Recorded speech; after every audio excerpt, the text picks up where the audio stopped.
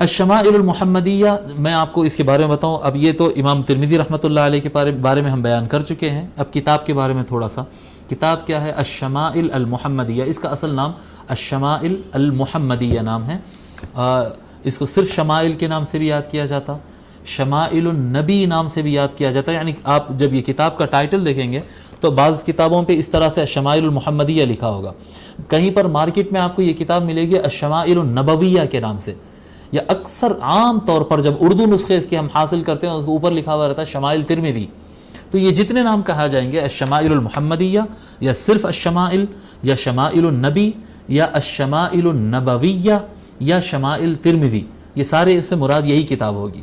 یہی کتاب ہے، مختلف ناموں سے اس کتاب کو یاد کیا گیا. اس کے احادیث شریفہ گننے والوں نے الگ الگ ڈھنگ سے گنا ہے.